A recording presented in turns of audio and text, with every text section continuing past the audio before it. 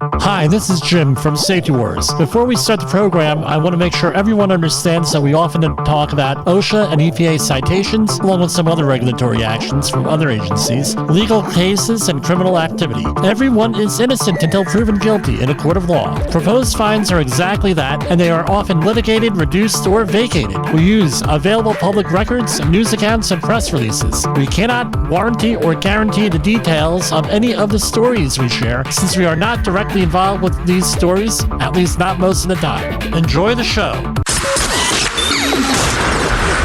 This show is brought to you by Safety FM. And from the border of liberty and prosperity and the highway to the north, this is Safety Wars for Friday, January 5th. 2024. One of my friends did a phenomenal video today. Phenomenal. She was so good doing it on Instagram. Unfortunately, she gave the wrong year. So looking forward to like 2023, and I thought, well, it might be a leftover thing from 2023, like a reshare, something like that, and it wasn't. Well, stuff happens, especially on this program here.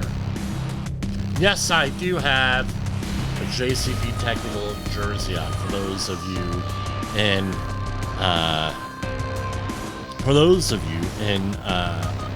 on the video feed.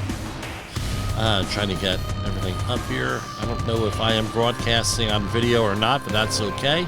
We're worried more about the audio feed. So give me a second here. Let's make sure we got it. No, it's not going. That's okay. Okay, let's try this again, and then we're just gonna go and we're gonna do it. Give me a second here. Got a lot.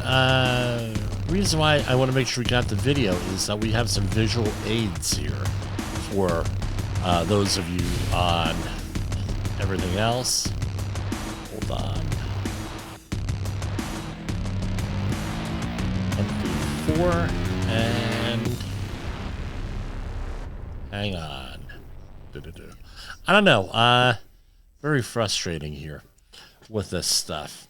All right, so we got a lot going on here with that's happened today with a lot of different things.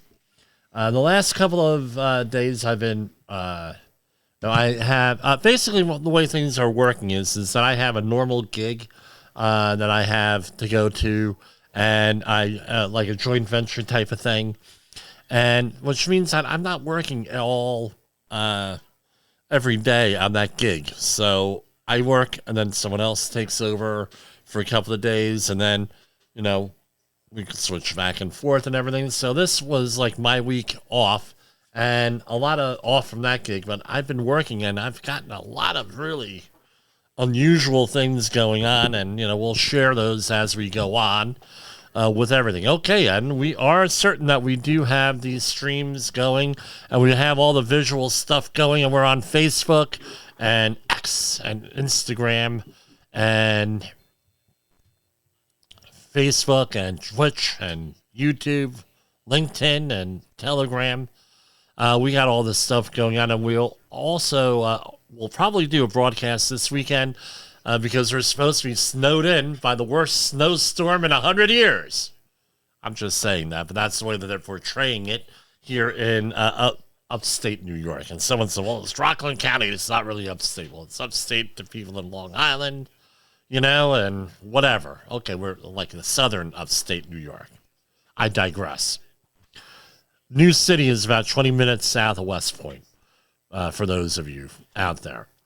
Now, I was doing some respiratory training work this week with one of my customers, and there are a lot of, thanks to the way that COVID was handled, and, the most deadly virus that's ever existed in the history of mankind, right?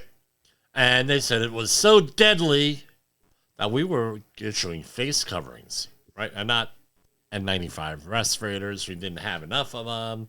We weren't really prepared and things of that nature. And as I point out, somewhat infrequently, one of the reasons why we have safety wars, one of the reasons why we're doing this is because when I was doing work with the Centers for Disease Control on the anthrax cleanups, it was very, and I really can't get into all the details, but it was very apparent to me that we're not prepared for a pandemic in this. And this was 2001 into 2002. We're not prepared for a pandemic. And then we had other things come up. We had MRSA come up. We had SARS come up. We had Ebola come up. We had a lot of these things. And they had plenty of chances to correct, to improve. But what happens is, like a lot of the programs we have here, we're going to be revisiting some of these topics. We have the thing called like the issue attention cycle, where everyone thinks that everything's resolved, basically, and it's not resolved. It's just out of the public thing. And then you have the Hegelian dialectic thrown in there, problem, reaction, solution, where someone goes out and freaks out and, problem. And then all of a sudden, what happens? No, problem. Oh, we have the solution. And problem, reaction, solution. So they're in control of defining the problem. They're reacting to the problem. And, of course, there's solution. And we have all this stuff going on. And so this one, in 2010, all this stuff went by the wayside. All this preparation and domestic preparation. And there was a lot of stuff because people relied on some of these platforms that are out there for information on COVID. And this is where you had it's a hoax, it's this, it's that, and we have some information on COVID if we get to it, but we're going to talk about respirators. Now, last night's show, we had several technical difficulties here. Nothing seemed to work right. So I needed to do some editing. We'll probably be releasing that over the weekend here. You folks here that were listening live on Safety FM, no, they probably went home and Jay Allen probably got a bunch of emails. Did you hear that last time? But hey, it is what it is. We're not perfect here. And of course, computers and internet connections and everything else are not perfect. Anyway. What else is going on here? I wanted to thank, if you weren't listening, all the support that we got with our broadcast earlier this week. I got some criticisms because, you're not a medical doctor. And I said, if you listen to the program, I say I'm not a medical doctor, and see your medical doctor. I'm just asking questions. And I think, and by the way, the peer-reviewed data that I use, where just for a review, where people are on, there's something like 200 different common medications that cause depression, that have been associated with depression, either causing depression or making it worse, right? And a lot of those real common ones were associated with suicidal ideation, right? Where people think about suicide. And by the way, if you need help, go get help. Please. We need you. We need you there to fight the safety war. All right. Where we have, where we have all this stuff going on. And check it out with your loved ones. Check it out with your doctor and everything else. Say, hey, look, I got prescribed this medication that might make me a little loopy here, just to let you know, until we get settled in here, or if I start acting this and that, it's a medical thing, and they'll try to help, sort of thing. And again, that's all that we're saying here: awareness, questions. A lot of peer-reviewed data that I shared with you folks, the articles said more research is needed. This is what we think. This is what it is, but we need more research on this. And there's a lot of barriers for that research, one of them being HIPAA, right? Privacy laws. When people are sued and when doctors are sued and medical systems are sued, normally there's an NDA, non-disclosure agreement, as part of the settlement. My father was involved in one of these extremely high-profile cases. He wasn't allowed to discuss it at all. I found out about it doing a Google search. I asked him about it. He said, yeah, it's on the internet, but I'm not allowed to discuss it. So a lot of these cases may come up with people having bad reactions to medications, and guess what? They can't discuss it. That's a real thing. All right? That absolutely is a real thing. Now, respirators. Because we had a lot of people with the misinformation, we're going to talk about respirators. And I grabbed the official OSHA respiratory protection PowerPoints right off their website, open source. I do use a set also. However, I'm not going to put them on the internet for free. Right? If we're putting together an LMS system, learning management system in the future, we'll use them for that, or with clients here. And the other thing is this. They're open source. They're available for you. You just go onto OSHA website, and they're there. So I modified them a little bit. We're going to talk about specifically air purifying respirators. We're going to go to commercial break, and we will be back.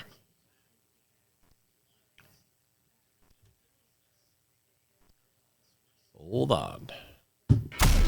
In the professional safety community, communication and planning are just a few keys to your program's success. The question many practitioners have is, where do I start?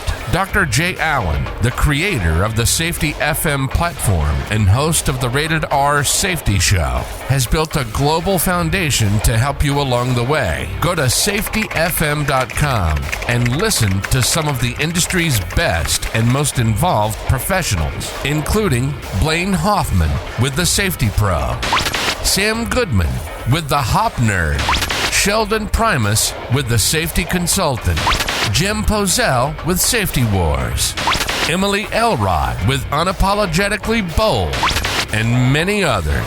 As individuals, we can do great things, but as a team, we become amazing. Dial into safetyfm.com today and surround yourself with a powerful force of knowledge and support.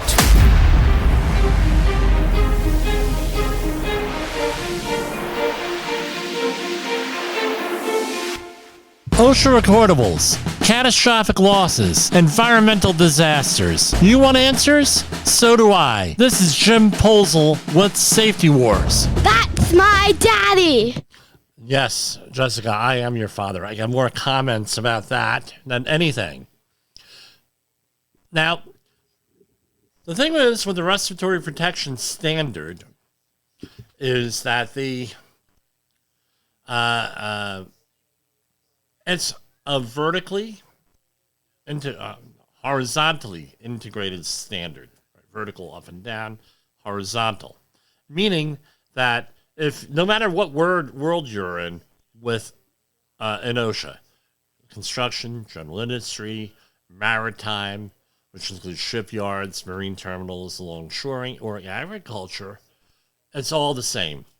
They all refer to 1910-134 as the standard for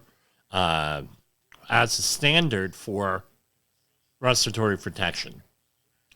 And now I thought that we would have been over this. Now, if you asked me, 1995, 96, when this standard came out, I thought that we'd be over this already, where people would know, especially the employers, hey, you have to do certain things, but that's not what happened. OSHA has not gotten into this. The health and safety professionals out there have not really been talking about this, because respiratory protection is one of those things that people have a block on as far as sharing information on it, telling other people, because you get pushback. So, for example, I always tell people the most difficult training that I do is knots. Yes, knots with like rope. Why? Because it's usually an older adult when you're growing up. An adult shows you, or it could be a sibling. So we're talking a scoutmaster. We're talking a older sibling, a father, an uncle, grandfather. This is for men that normally go in and tell you about knots. Whether you're using the knots in some type of a rigging system, you're using knots for hooks, or anything else. So when you go and you start to say, well, look, the bowline knot is not the knot for fall protection. That's not the standard for that. There are other knots involved. Basically, the figure eight family of knots, and but that's not all there is. There are other techniques and everything.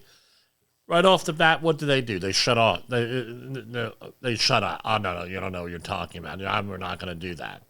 And it's a similar thing with safety-toed shoes, or what I'm going to call them steel-toe. But they're not steel-toe. I know they're composite, but I'm old-fashioned. All right? Well, I had an uncle, grandfather, great-grandfather, mother's, uncle's, cousin's, best friend's roommate that was working in Skid Row up in the Pacific Northwest. Or it might be a shipyard. But whatever it is, the story is always the same. And people have always laughed because I share this with other safety professionals because they always say, yeah, you're right. This is, we always hear this. And guess what? There's a 9-ton weight on a crane dropped from, usually it had to be like 7 or 8 stories, right? And then it fell on his foot. And if it weren't for that damn steel toe boot, he would still have his foot. It's like, really? You're relying on a steel toe for the number one. Number two, it was never designed for that. I said it was designed for, something like a 50-pound weight from about that high, right? I think it's 1,500 joules of force. And, it's really incidental stuff, not for that thing. So I'm not exactly sure why that Pacific Northwest story really applies to a construction site. But anyway, I digress. But you get that. But you get it with respiratory protection, especially with the COVID, because everyone all of a sudden has become an expert in respiratory protection. I still learn, and I had a listener here email me, hey, Jim, maybe you got to need some clarification here. Maybe you need to, right the last time I talked about it. I thanked him. I said, you know what, that's good. And you sent me information. And I said, great. Phenomenal. We're going to integrate that information into there. And thank you for saying, no, not that I was wrong, but it could have been described better. And great. Very difficult with people who do that, with the respiratory protection here, especially with that. So that's what the standard is. So it applies, it's a horizontal standard. It applies to everything here. And this is basically the whole standard. So you have permissible practice, definitions, programs, selection. We're going to go through all of this. Big thing is that I want to point out medical evaluation. You need to have people medically evaluated for this stuff. You need to have fit testing. You have to have training on the use of respirators and their maintenance. And we're talking about air purifying respirators, not supplied air respirators, but we have regulations concerning breathing air quality, identification of the cassettes, training and information. You have to have a periodic program reevaluation, which we do for clients every January. Because not much is going on in January except this year, right? And people want to have to update their evaluations, record keeping, and different dates. No, but those are the dates, implementation dates. And then you had different appendices on here that you had to comply with. Now, the problem here is this, is that old-fashioned, and I'm sorry for going back and forth, hierarchy of controls. Because you know that PPE and personal protective equipment is like the last thing that you want to rely on, especially with a respiratory hazard. You want to try to eliminate the hazard, maybe get a less hazardous material that you're dealing with, so it's not a respiratory hazard. If it's a cleaner or something, you want to have some type of engineering control, like an enclosure, confinement, ventilation, something like that you want to have done before you start to get into the administrative controls, which are rules. And we all know that people are of the opinion, hey, rules are meant to be broken. We hear that all the time, especially from certain 11-year-olds. And you also hear, you're relying on people to do things 100% right all of the time. As we know from COVID, that's not realistic. There have been peer-reviewed studies on nurses in Northern Europe who were wearing their quote-unquote masks, right? We'll talk more about that in a minute.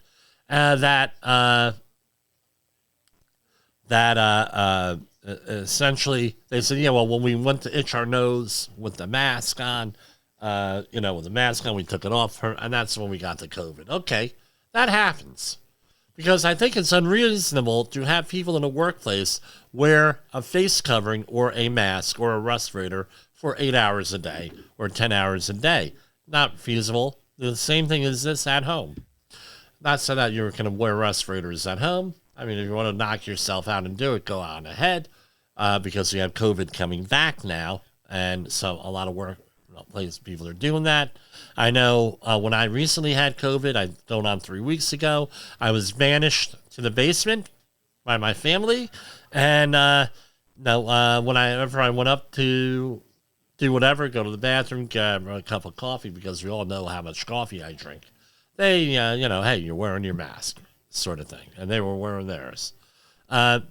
So basically, when effective engineering controls are not feasible or while they are being instituted, appropriate respirators shall be used pursuant to the standard 1910-134. Employers shall provide respirators when necessary, which are applicable and suitable for the purpose intended. That's the thing. If you have a hazard, make sure you have the appropriate respirator. And employers shall be responsible for the establishment and maintenance of a respiratory protection program. So what's an employee exposure? Exposure to concentration of an airborne contaminant that would occur if the employee were not using respiratory protection. Right? So that would be an employee exposure. Why did I even leave that one in there? So this is what we're basically looking at. Now, what we're typically in with the air purifying respirators, what you're looking at is either a full face piece or a half mask. I recently threw out from my father's machine shop the quarter mask respirator. He actually had a quarter mask respirator in there. It had to go, sort of thing. And the other thing is a mouthpiece and nose clamp. Maybe if you're ever watched that movie Das Boot, right? That German submarine movie from the 1970s. Phenomenal movie. I love the movie. That's what they were wearing on that submarine, was the mouthpiece and nose clamp. I've never seen that in real life anywhere. I don't even know if they make it anymore. And the quarter mask, I don't know if they even make it anymore. But what we're talking about is full face piece and half mask respirators. Half face piece. There are other types. So, for example, the hood, the helmet, loose fitting, face piece, these are all supplied air or the fully encapsulating full body suit. I'll put them in there just to point out, with me, I would not be able to be in compliance with the standard. Why? I didn't shave for a couple of days because I knew I was going to be doing this class and I wanted to make sure we had that. So, in my community here, Rockland County, we have a lot of people who are of a religion, of a faith tradition that requires them to grow beards, right? And they cannot wear half mask or full face piece respirator. They got to wear a hood and which means you have to have supplied air. Some of them are powered air purifying respirators and things of that nature where they have to have that on there. So a hood may be appropriate. I know in Israel, they've come out with multiple designs for this because, culturally, people have beards there. So how to filter different types, right? Component respirators remove solid and liquid aerosols from the inspired air, meaning inhaled air, also called an air purifying respirator. So you have to match up. This is what happens. And then you have a canister or a cartridge with that. Negative pressure respirator. It's real simple. Here we have a half-face respirator, right? Now, you got to know, you got to have it in a bag. This is an OSHA citation if you don't have that. It's got to be in a container in a bag. You can't have this, and I see people all the time, right? Yes, I do. So they're driving around. And we used to have fuzzy dice for the rearview mirror. They put this on, they're painters or whatever. They're driving around with this on that. So no. So I have a rule when I'm working with people. I'm the responsible party. I'm the program administrator, which I get hired as a program administrator often for respirator programs. It's a rule. And we have a sign-off sheet. So if you are a safety professional, you make sure that when you're doing this stuff, you have a sign-off sheet. And you have instructions on there. Like the respirator, one of mine are, the respirator is either on your face or in a bag unless it's being cleaned and you need to air dry it. Why?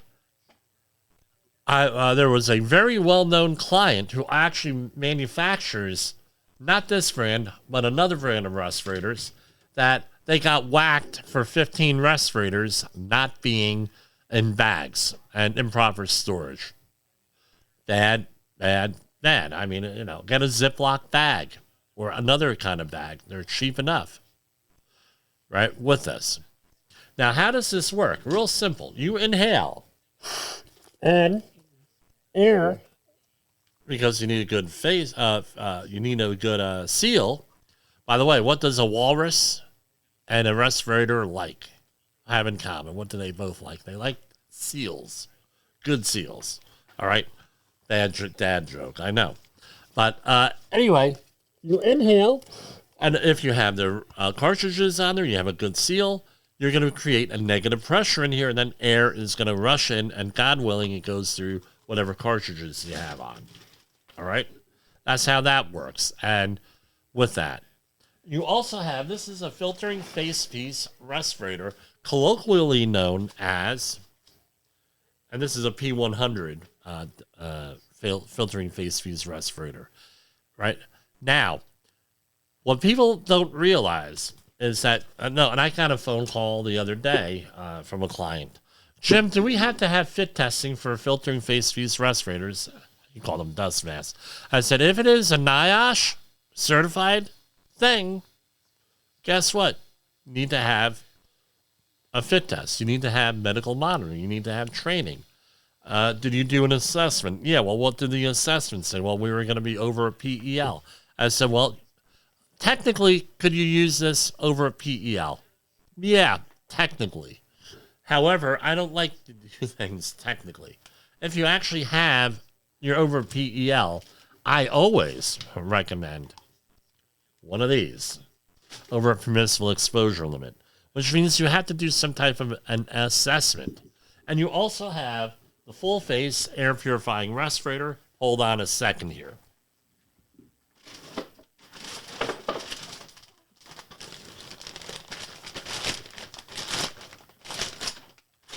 You have this right here, full face piece respirator.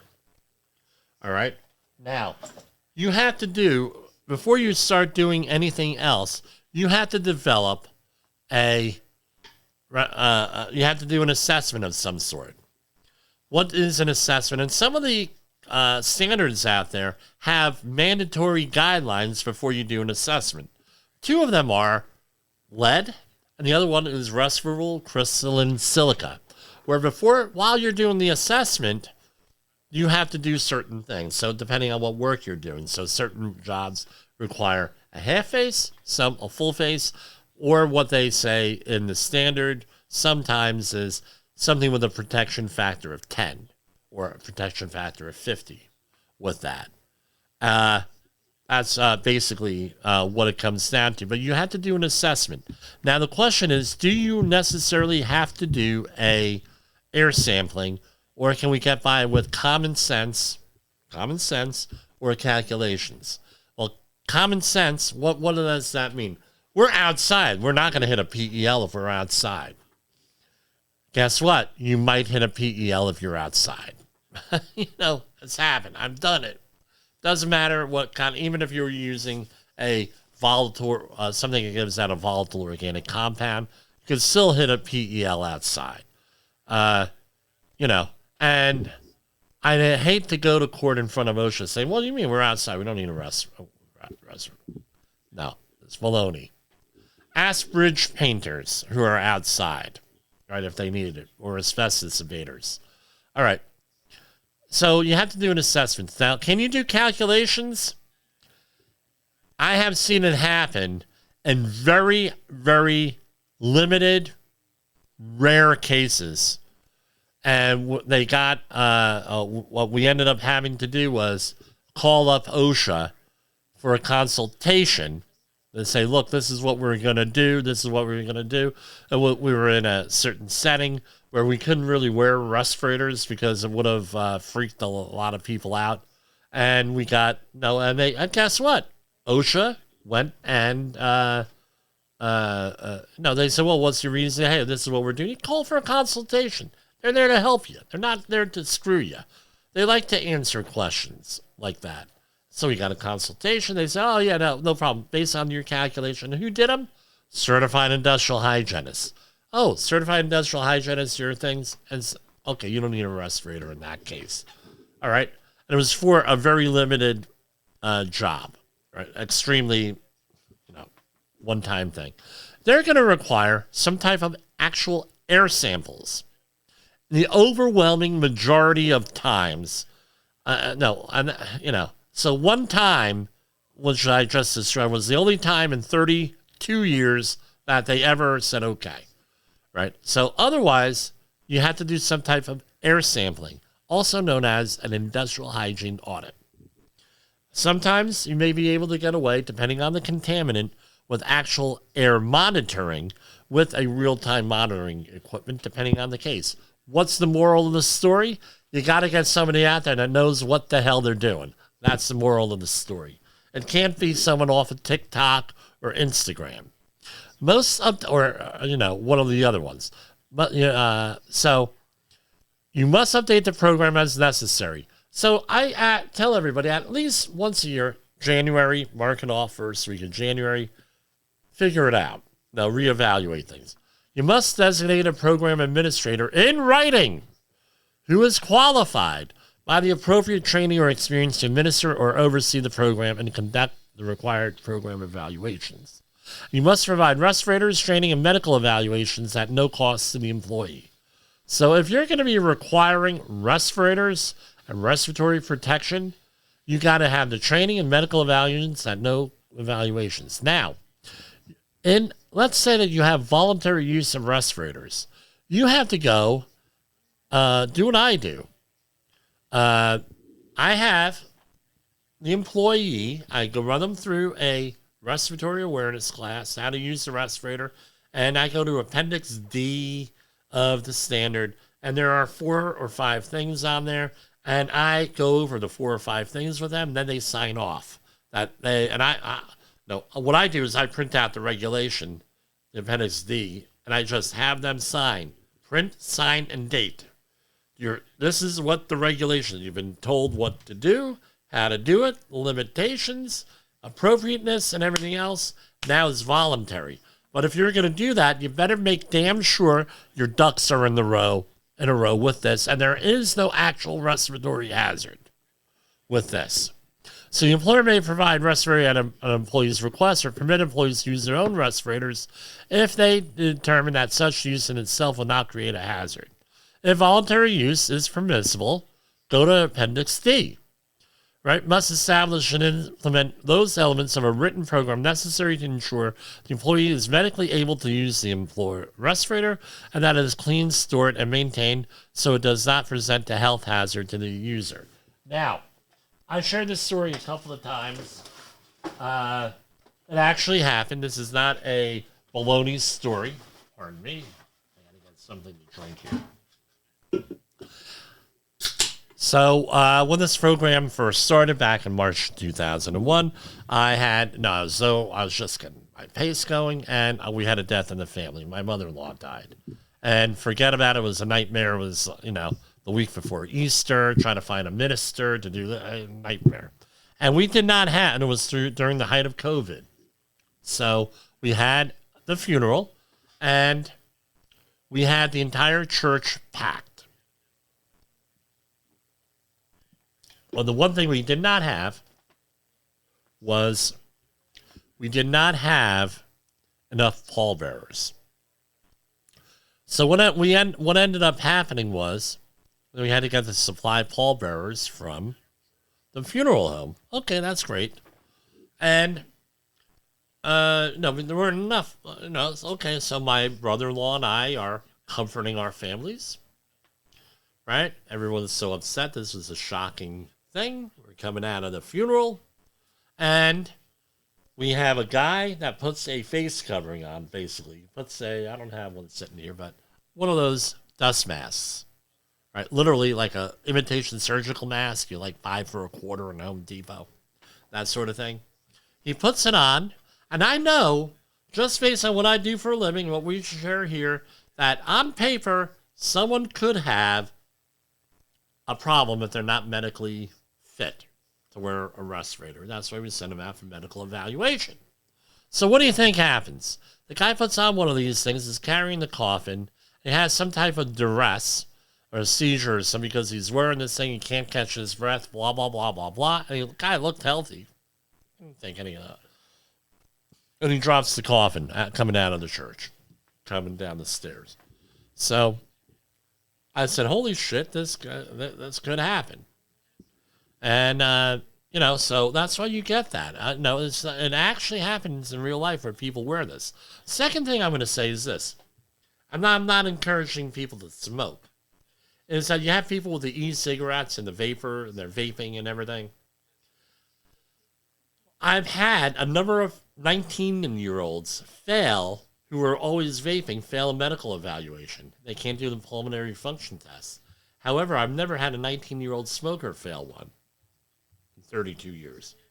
Just to let you know. With that. I'm just my experience. You can go with it what you want, but that's my experience. So these are basically the 8 different areas selection. Why are you doing this? Medical evaluation, fit testing. Talk about it in a minute. So you got to choose the right respirator for what you're doing. And you have to get a NIOSH certified respirator that should be used in compliance with the conditions of the certification. We're going to talk about that in a minute. Identify the respiratory hazards and where where exposure cannot be identified or reasonably estimated in the atmosphere shall be considered IDLH, immediately dangerous to life and health, which means you have to have a supplied air respirator with a backup system. So a blast hood it's a supplied air respirator, but it does not have a backup system, so you cannot use it in an immediately dangerous to life and health situation. Way it is. So NIOSH certified. This is where people get into problems. There are certain websites out there and everything where they sell things from, one of them is named after a river in South America. And then you have other ones out there. And they're selling respirators really cheap. And the brand that I saw recently was an off-brand. It even had the same part numbers they use as the legitimate NIOSH certified respirator, except they were not NIOSH certified. Here we have one right here Looks really cool, right? That nice blue thing on there. Not, I had to, when I bought this, it was not NIOSH certified. But however, it was like real cheap. But I was looking at it and said, let me buy that because it'll be good for training. I'll share it with the people on there here. I've had this for about a year. Not NIOSH certified. So what does it come down to? If it's not NIOSH certified, right, a couple of things here you have to consider. Not NIOSH certified, and people were, during the pandemic, they were saying face coverings. These face coverings are not NIOSH certified. If you're in the workplace and you're handing out stuff, right, these, like I said, these imitation surgical masks, these non-NIOSH rated things, then what don't you have to do? You don't have to do the 1910-134 standard. That's how it's being interpreted. I'm not saying it's right. I'm not saying it's wrong. But that's how it's interpreted, right? And I think, and this is a little bit conspiratorial, I think that's partially why they were okay with employers not just issuing non-NIOSH rated things. The other thing is they didn't have enough to go around because in 2010 they got rid of the national stockpile of masks, of dust masks and all this other stuff. And then when you needed it, it was all expired, and you know how it is. So you're not going to hand someone an expired thing with that. That was part of it. Now, had employers, and your employer said, here, go and use this N95, or in this case, an P100 respirator, guess what? Now you have to go comply with the entire respirator standard. Huh? A little bit conspiratorial, but not conspiratorial, right?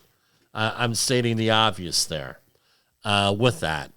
And this is where a lot of workplaces got into problems. Now, with N95 respirators, which is what they were recommending for medical use, you had a couple of different types. What kind we have there in the picture is a construction respirator on there. All right, that's for construction, N95. We're going to talk about this in a little bit here. They were saying you're not allowed to have a exhalation valve because if you're sick, now you're expelling things. Now, a medical N95 respirator, right, filtering face-to-face respirator, has an added rating on it. It has so an N95 is NIOSH certified. The medical one has an additional rating for moisture, for liquids on there, so it resists a little bit more. So there's an additional rating on that for that. And right now, most of the hospitals that I'm aware of have that I've been in. Thank God I haven't been in too many of them. Have that now. So the selection of respirators, right, have to be NIOSH. You have to have identify and evaluate the respiratory hazards in the workplace, including a reasonable estimate of employee exposures and identification of contaminants, chemical state, and physical form, where exposures cannot be done, IDLH. Now, this is where we shared a story a couple of months ago where an employer did not do the exposure assessment correctly here. And they actually did air sampling. They just didn't do it correctly. And it could not be verified and wasn't scientific, and they got cited by OSHA for that. IDLH atmosphere is an atmosphere that poses an immediate threat to life and would cause irreversible adverse health effects or would impair an individual's ability to escape from a dangerous atmosphere. Now, you can also have what is called an oxygen-deficient atmosphere. An air purifying respirator does not supply oxygen. So an atmosphere with an oxygen content below 19.5% by volume, and all oxygen-deficient atmospheres are considered IDLH, which means you need to have supplied air respirators with a backup system built in. You have what are called assigned protection factors here. Now we're going to go right here. So what is an assigned protection factor? You take the permissible exposure limit, and again, we didn't go into this, but maybe in another program we'll go into permissible exposure limits.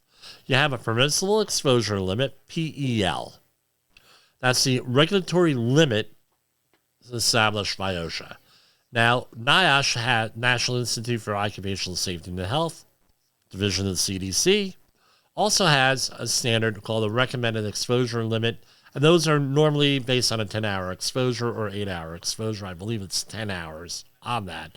And then you have the American Conference of Governmental Industrial Hygienists, ACGIH, that have the TLV, threshold limit value. Those, and we're going to go overtime on this, so I'm going to be releasing this on the podcast. So you have an air purifying respirator. For an air purifying respirator, you have, right, a protection factor of 5. So you're able to go the PEL times 5, whatever that is. And then usually an action level is half of that because you put in the safety margin.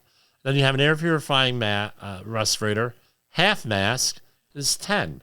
So this gives you the same protection as this with the P100 cartridges, at least on paper. All right. But again, it's half. That is what it's going to be. Then you have a full face respirator. And it goes on and on and on with that. And how does it apply? The APF category includes filtering face feces and elastomeric face feces. All right, so assign protection factors. You must use the APFs listed in the table we just looked at now to select the respirator that meets or exceeds the required level of protection. When using a combination respirator, an airline with an air purifying filter, you must ensure that the air purifying the APF, assigned protection factor, is appropriate to the mode of operation. So in other words, you got to know what the hell you're doing. It's the bottom line with OSHA. You got to know what the hell you're doing. And you're also able to give what is called a maximum use concentration. That's what we just described here. MUC, maximum use concentration. That's what we just described, which is that's your not to exceed limit on there. All right, so if, let's say your PEL is for benzene, the maximum use concentration is, the PEL is 1, so you take the 1 times 10, you get the maximum use concentration with a half-face respirator at 10. All right, but the thing is, with that, no, so on paper that looks great, but in the benzene standard, right, and all these other standards, I believe the benzene, that's going to be worth it. Let me look that up. Hold on. Because I know I'm going to get comments on that. Benzene is not a good thing. So we're going to go to the OSHA website right now. We're going to go into the standards. And boom, boom, boom. Laws and regulations. And general industry, and we're going to go edit, find, and we're going to do benzene, 1910 10.28.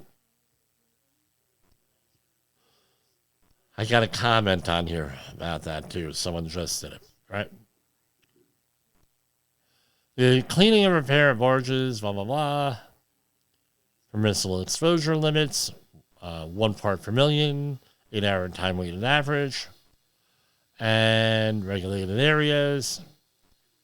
We have a STEL. We have initial monitoring, periodic monitoring, termination of monitoring, additional monitoring. You have to notify the employees of results, especially if you do air monitoring with them or air sampling. And you have to have a written compliance program, respiratory protection program.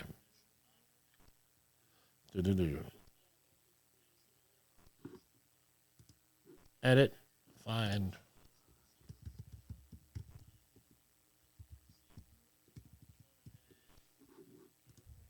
So this is another one, right? With this, you have, let me do a share screen here.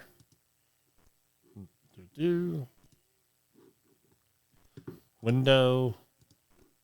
Yes, this is safety words. So we do everything here like this. So as you can see, this is 1910.1028, the benzene standard. And it gives you all different types of stuff in here associated with engineering controls, with work practice controls. Let's do an edit find. Let's see.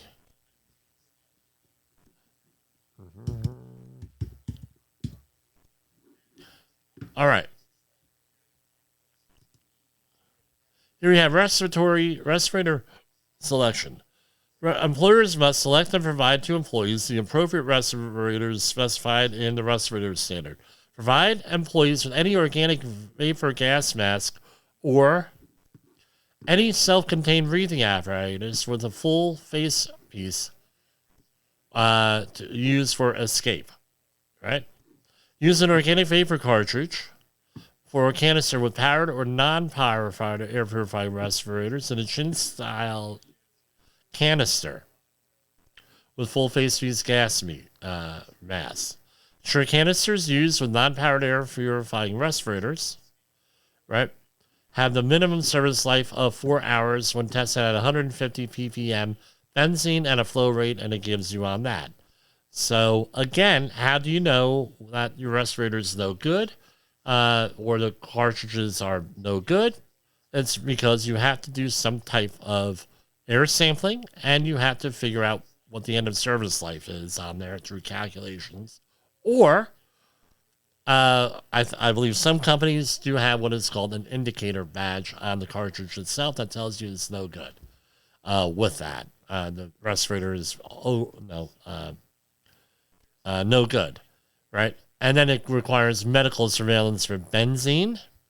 That's separate than the one for medical monitoring. So let's not get those confused. Going on and on and on with that here. Now, the reality is this. If I know that I'm going to be above a PEL, especially for a vapor, my preference is always recommend full face respirators. It's just me, the way I operate here. Because why? Half face respirators, people get themselves into situations that they probably shouldn't get themselves into. So this is the other thing. The problem with respirators is that you get this, I'm all powerful because I'm wearing a respirator. And that's not a good thing, guys, with that. And let's go back to this. Hold on. Side by side. And okay, so that's not a good thing. No, where you get people, I'm all powerful on this, right? And I can do this. That's first time I saw that was 1983 in a fire in Perth Amboy, New Jersey. It was a chemical fire, and they were giving people paper dust masks, like comfort masks is what they used to be called. Going on. Calculations. You can look this again right on the OSHA website. The other thing is this: you got to be careful with these calculations that they give you here, because because you may be over like an IDLH with the maximum use concentration on paper may be over an IDLH, which means you got to have somebody who knows what the hell they're doing with all this stuff. And the service life indicator, this one is from an American Optical respirator cartridge from the mid-1990s. And this is for mercury with that. How do you think I know that? Because I have here, right on my wall, former site of General Electric Vapor Lamp Company mercury vapor lamps. Maybe I'll throw up a picture on it somewhere. Atmospheric supplying respirators for atmospheric spheres not containing IDLH, right? And a service life indicator or some type of a change schedule on there. Now, this is where people get all upset and get upset. Our classes of non-powered air purifying particulate filters. We're talking filtering face fuse respirators like this, or a P100 filter like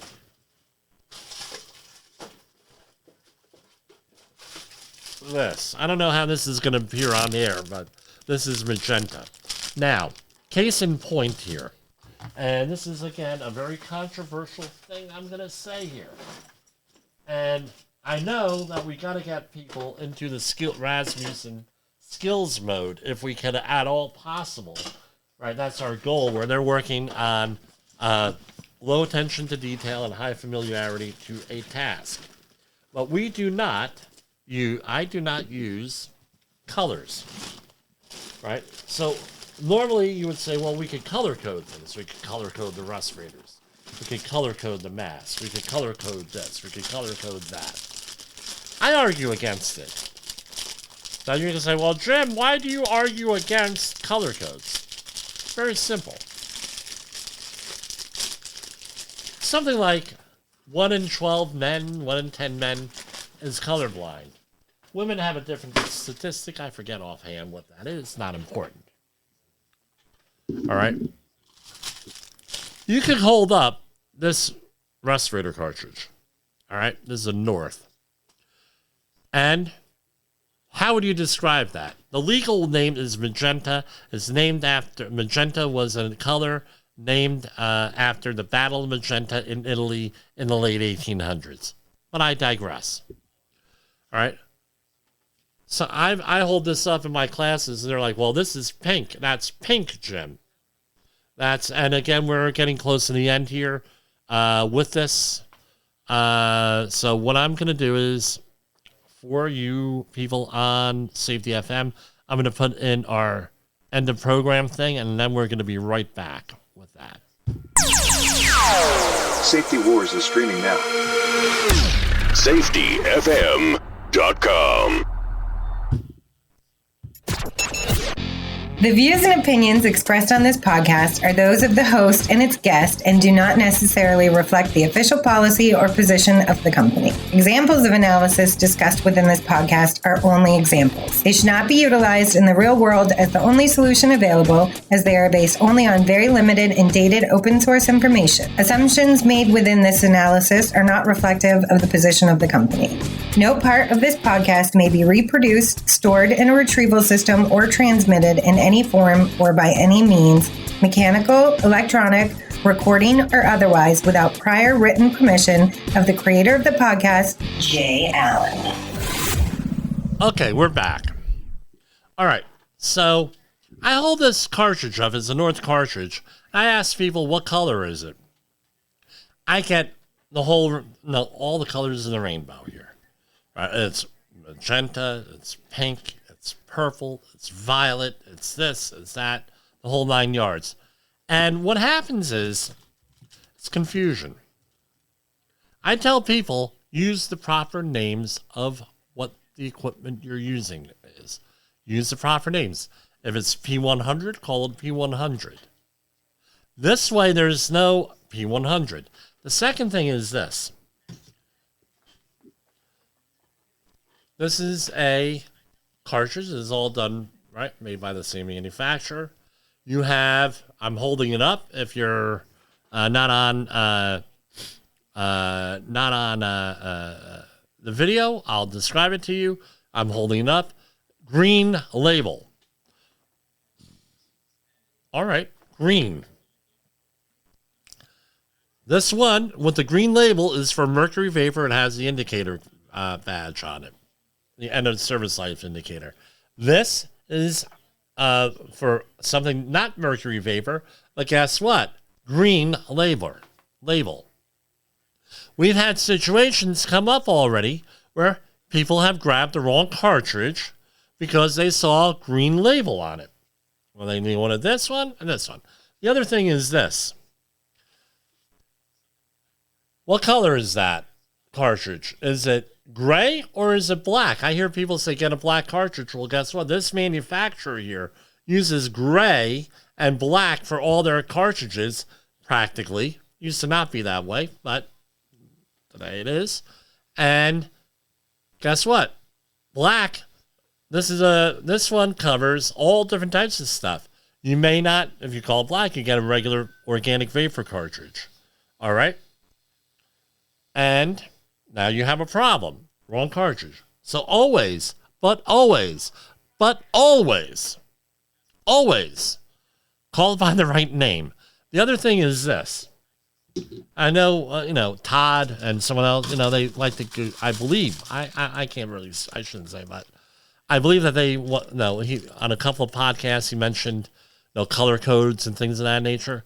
I'm not really for color coding in most situations because of that. The other thing is this. 32 years. How many people in procurement do you think I've had in procurement attend a training class? Doesn't matter. Small business, large business, small manufacturer, large manufacturer, small construction firm, big one. How many people do you think I've had in procurement in my classes? Trained tens of thousands of people. Right? I had one that self-identified as a procurement person. And I've been asking the question for like 15 years now, and even from procurement here, I only had one self-identify as procurement. And that was this week during a class. And what do you think happened? I get a phone call from her. She says to me, Jimmy, right? I want to thank you for coming here because now I have an idea of what to look for. Now I know what to order because I was guessing before. And now I know what to order, and I can order things in confidence. I said, look, you didn't make a mistake. All your equipment was good. She says, yeah, but I was guessing. Now I'm confident that I can order the right equipment. That does not happen often in procurement. I'm just telling you. So if you are a worker, if you are a supervisor, if you're a competent person, especially if you're a competent person with anything, make sure that when they order things, they got the right stuff. We're going to go into suits at a later date here, right? Specifically. And I have a story for that. You're not going to believe in it. And the thing is, especially with the suits, you got to make sure that it's not old stock you're getting, right? Because I've had clients do that also with protective clothing. So back to respirators here. Back to filtering face fuse respirators. You have an N, an R, and a P, right? N is not resistant to oil, R is resistant to oil, and P is oil proof. All right? Now, you may say, okay, Jim, I didn't know that. Who came up with this? OSHA came up with this. There's a huge, long... You can go back into the Federal Register and read the whole thing if you want, how they came up with it. Not really germane. You don't need to know that.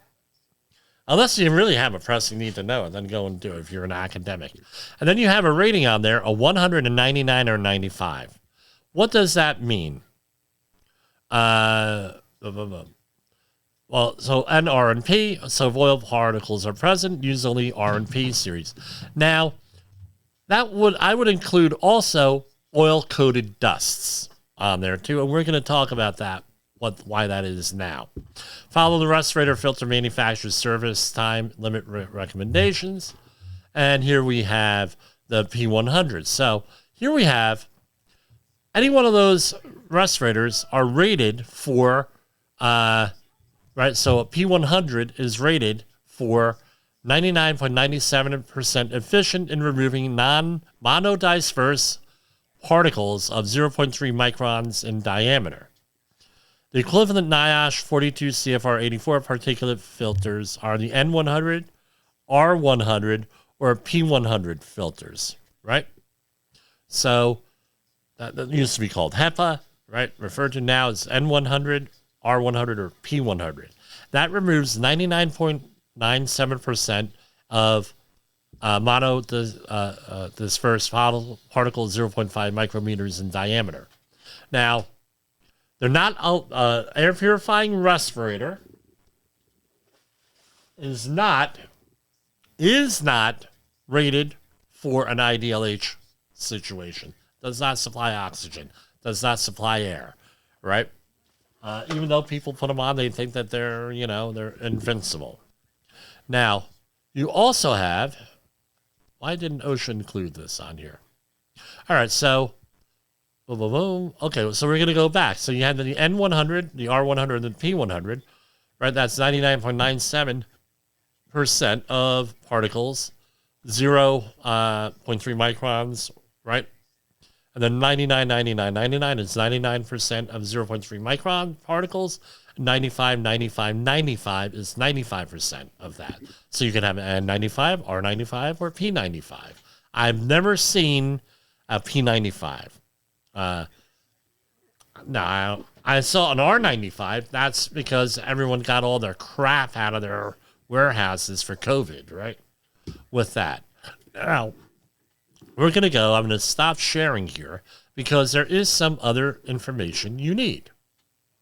And we're going to share this screen because, and again, a listener sent me this in here. I want to thank the listener. I forget his name. But essentially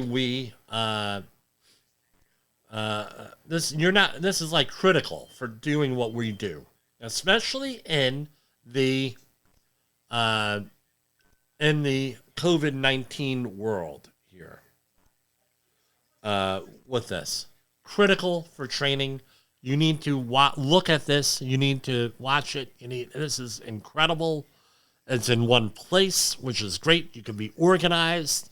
You don't have to go out buying obscure books and doing obscure Google things. This is all right here, right? What you're going to see. So let's do a share screen here. Share screen.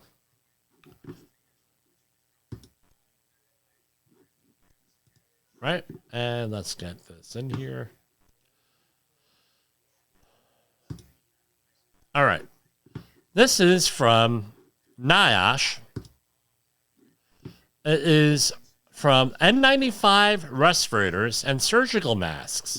A blog post from the NIOSH Science blog, October 14, 2009, by Lisa Brossou. I believe that's how you pronounce it. Brossou, Brosseau, and Roland Barian. All right. And with the ad, and this, they were talking about the novel H1N1 influenza outbreak in the spring of 2009 and the expectation of a second wave during blah, blah, blah. That's why they're doing this. So they said, well, we're going to issue these guidance things.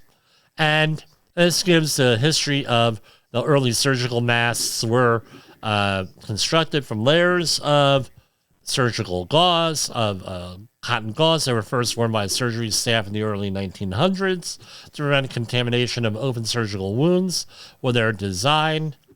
Here you go. No. They may be labeled as surgical. Okay, so contamination of this. Okay.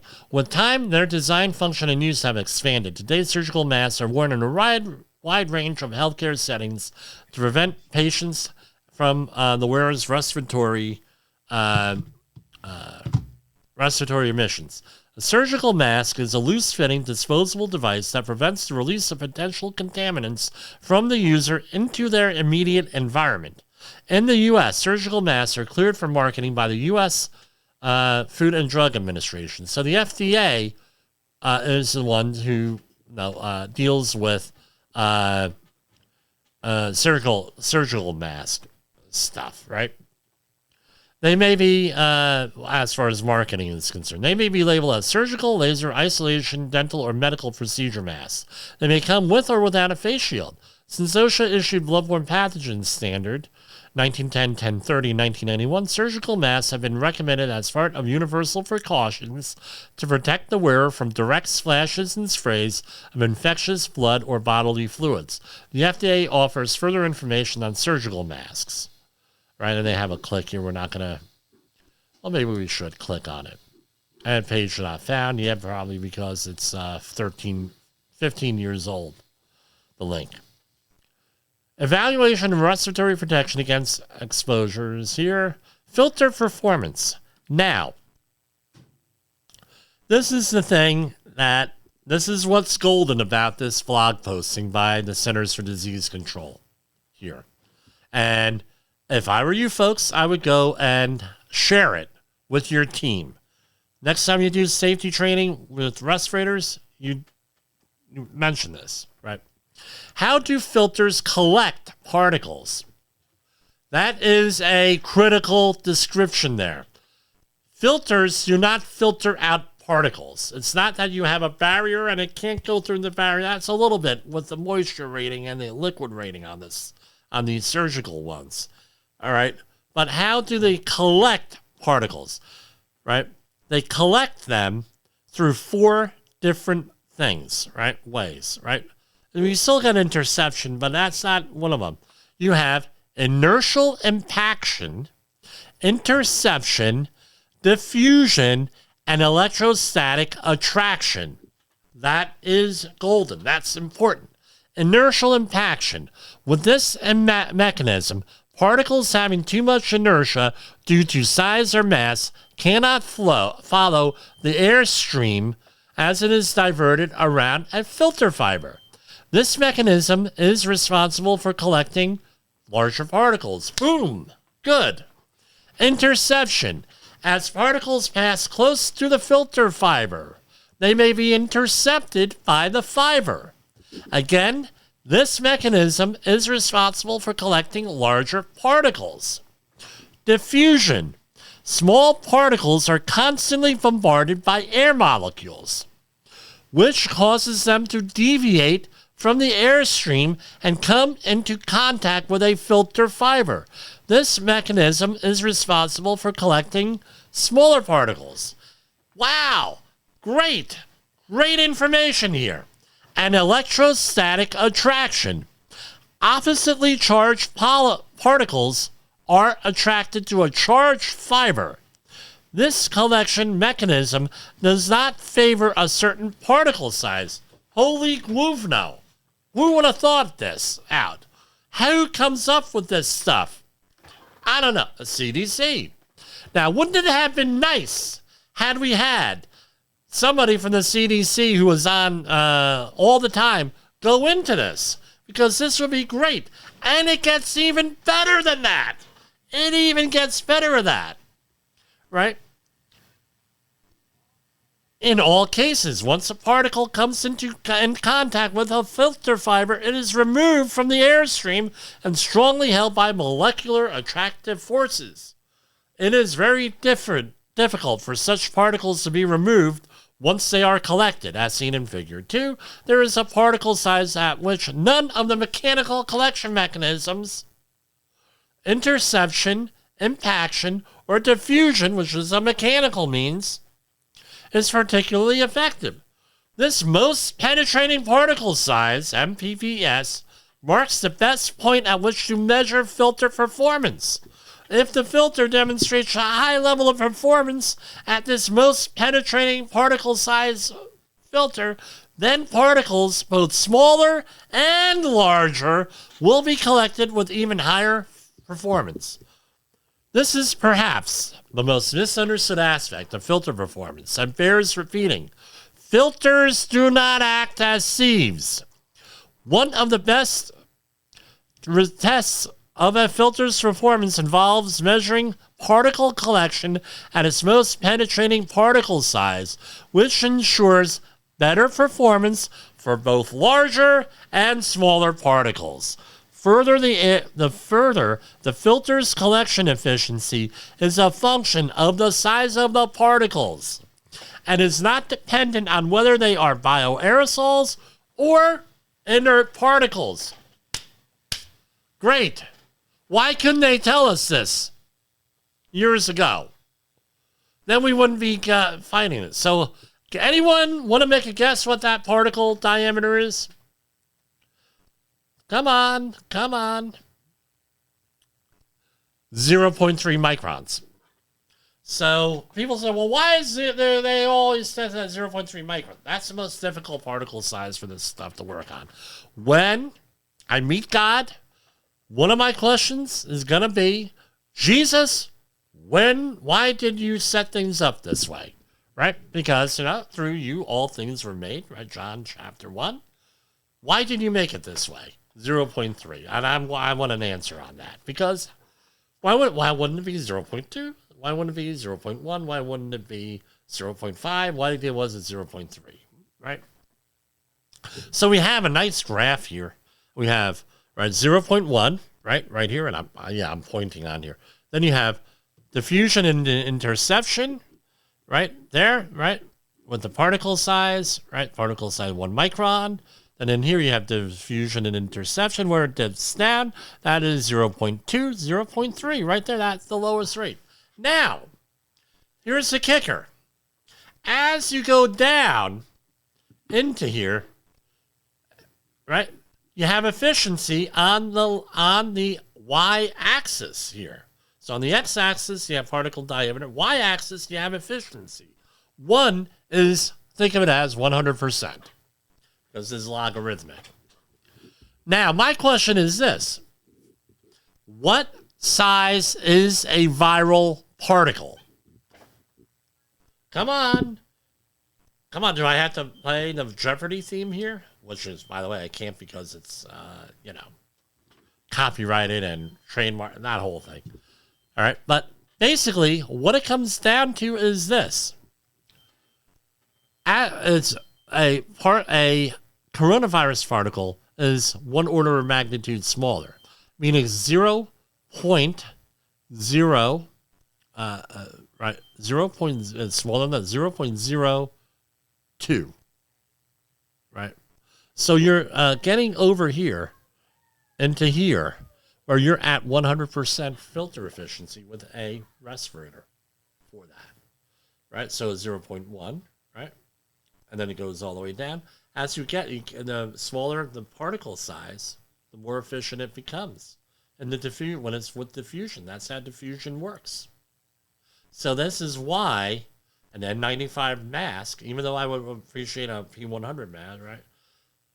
This is why it works for viral particles. Why you're approaching that.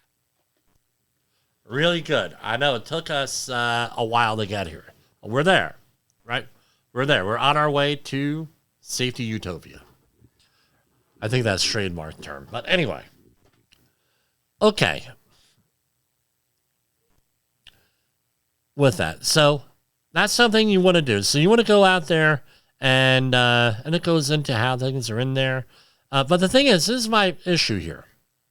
We come back to what is safety with this stuff, right? What is safety? Is safety 0 accidents, 0 illnesses, 0 injuries? Or is it a bunch of controls? We go down the hierarchy of controls here with this.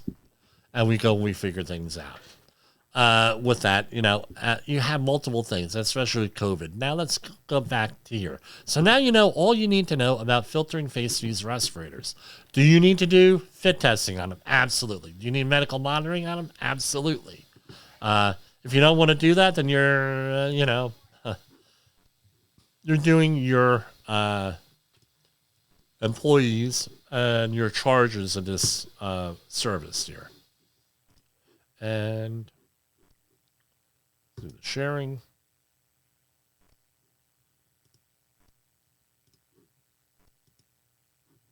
All right. Gotta love it. All right. I'm probably going to edit that one out and put it as a standalone. Now, now this was a little bit of trivia for you. Back when this was all being put through the regulatory process, right? Physician or other licensed healthcare professional has to do the evaluation. So a couple of states had to change their laws on here because in some states, a licensed healthcare professional was the first aid CPR provider. Right? Or a certified person. So, medical evaluation. Must provide a medical evaluation to determine the employee's ability to use a respirator before fit testing and use. Must identify a person who performed medical evaluations using a medical questionnaire. We all know that questionnaire. The first line on that is, can you read English? And it's in English. Right? Or an initial medical, if you can't read English, then how would you know what that means? It's like, medical evaluation must obtain specific information requested So they go through as a very detailed thing. And you have to have here. What is it review? An annual review of medical status is not required, right? Not required. At a minimum, the employer must provide additional medical evaluations if the employer reports medical signs or symptoms related to the ability to use the respirator. The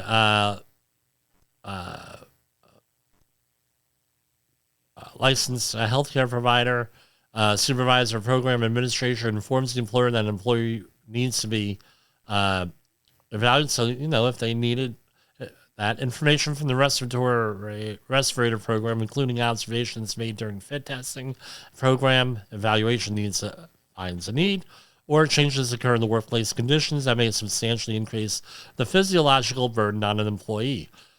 So, for example, you put that thing on, it's gonna, it causes stress. I mean, your blood pressure goes up. This goes up. That goes up. Causes stress on the body. With that, before an employee uses any respirator with negative or positive pressure tight-fitting face piece, the employee must be fit tested with the same make, model, style, and size of a respirator that will be used. Here we have a quantitative fit test going on here, where you're hooked up to a computer and it gives you a number. Then you have a qualitative one. In this case would be someone getting hit with irritant smoke. That in itself is a controversial thing, but I prefer irritant smoke. I'm going to be honest, because I've been lied to already on this stuff. Do you smell that? No, I don't smell anything. And then before you know it, the guy has an overexposure and is in the hospital. And then he says, well, I told you I smelled everything. And this is where it says, if you're going to use some type of challenge agent, like saccharin, butymin, I believe that's how you pronounce it, or something like that, you better make damn sure on that fit test record that it says that they swear that they didn't smell anything. Because I saved my client and my employer millions in lawsuits because we had a whole bunch of people lie. And by the way, OSHA citation also. We had people lie, every employee. Oh, we smelled. No, and then a month later, after the fit testing, after someone ended up in the hospital, and some people might have been overexposed, right? Well, we told you that we smelled everything. And I said, okay, here's the paper. You said you don't smell anything, and that's good. And you were all trained and everything. You all showed up with certificates. I don't want to hear it. That didn't go too far in court, right? With that. Yes, I used to be a complete jerk. Employees using tight-fitting face-use respirators must, and I'm not an attorney and I'm not giving legal advice here, must pass an appropriate qualitative fit test or quantitative fit test, and it has to be done at least annually thereafter, and more if there's like a change in physical condition, facial scarring, cosmetic surgery, gain weight, lose weight, and anything else that may impact a respirator fit. And here we have isoamyl acetate, aka banana oil, saccharin, Vitrex, irritant smoke. And then you have qualitative fit test protocols, and that's all different types of things there. And then you have a fit factor that's on there. You can go and look that up on there. Now, this is another controversial thing. You go into a workplace. Now, again, they said everybody wear face coverings during COVID, right? And you go in there and the guy has like a ZZ Top beard, right? Oh, yeah, look at me, I'm protected. Okay, better than nothing, but you have to have a tight-fitting face piece on there when you have a face-to-face piece seal. Has to be tight. That means clean shaven. This, never pass on that. Right? And no, then people come up with things. We're going to put this on the face. We're going to put a barrier cream. We're going to do this. It's like, dude, just shave. Now, in some cases, because of religion, they can't shave, but guess what? You could have to make an accommodation for that. Right? Corrective glasses or goggles or other PPE must be worn in a manner that does not interfere with face-to-face seal. Employees wearing, so for example, people sometimes do this. I've seen it happen, and it was done by EPA employees. Hold on. imagine this being a pair of prescription glasses here, right? Oh, I got something in my eye. All right. Okay. And then they go and they do this.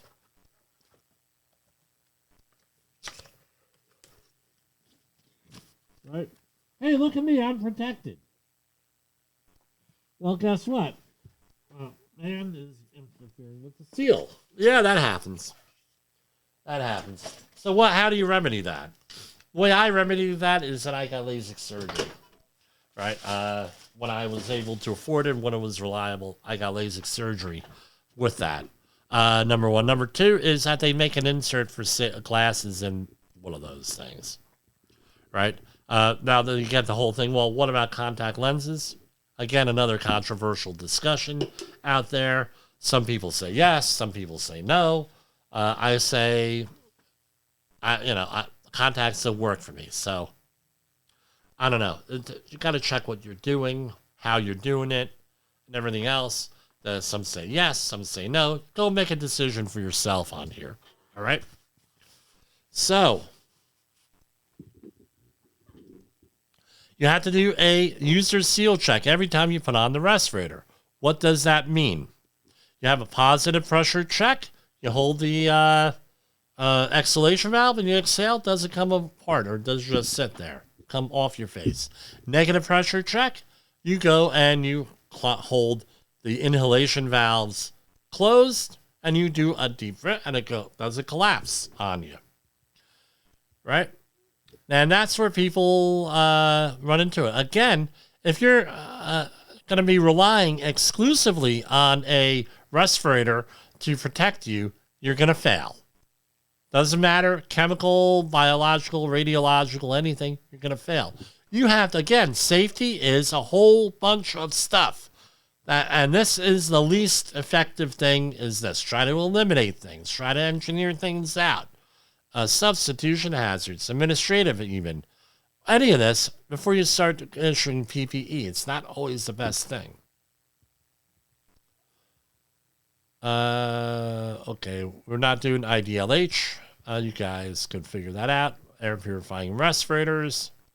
Identification, again, read the labels all the time because sometimes they send the wrong labels. Don't go by colors. And you have to have an informal training class, which this video could be used for some of that. And well, this is what you have to do. Why you have to explain why the respirator is necessary, how to fit it, use it, maintain it. What are the limitations and the capabilities of the respirator? What's the effective use in emergency situations? How do you inspect, put on and remove, and use and check those seals? Maintenance and storage, again, either on your face or in a storage container, Ziploc bag, whatever. You don't have this stuff like the fuzzy dice on the back of a rearview mirror. The recognition of medical signs and symptoms that may limit or prevent effective use, and the general requirements of 1910.134. Training must be provided prior to use unless acceptable training has provided by another employer within the past 12 months. Don't accept anyone else's training. Train your employees every time. Oh, because they bring bad habits from other companies. They may bring good habits. They may bring bad habits. So usually people bring bad habits and they get integrated into your system. Oh, well, we didn't do it there. How many times have you heard that as a safety guy? Well, at my last company, they did it this way. And after a while, you say to the guy, usually the guy, oh, they did it that way? Well, maybe they're hiring. You know? This is the way that we do it here. We do it, well, when on my jobs, they do it the way it's supposed to be done. Right? That's the way it has to be. Otherwise, I don't do that, especially after you get letters after your name. You don't want to be messing around with this unless it's something else. Retraining is required annually, and when changes in the workplace or type of respirator render previous training obsolete. When there are inadequacies in employees' knowledge or use. Now, what would be a good example of that? If the employee comes in with a full beard and wants to wear a respirator. Inadequacies in employees' knowledge and use. Any other situation that arises in which retraining appears necessary, and Appendix D has to be signed off on. with that. You have to have, again, you have to have program evaluation, talk to the employees, have good conversations with that about fit, appropriate selection, proper use, and proper maintenance. Now, I would always recommend assigning each employee their own respirator with this. And put the employee in charge of cleaning their own respirator. This way, if there's a problem, the employee takes some ownership here. The worst situation that you can have is somebody, and this actually happened.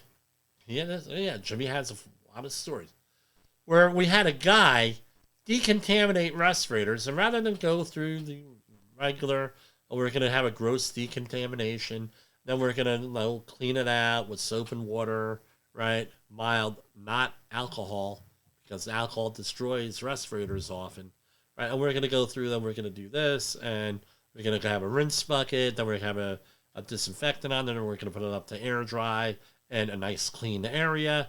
And then we're going to put it in a bag when it's done here. Rather than do that, what do you think the guy did?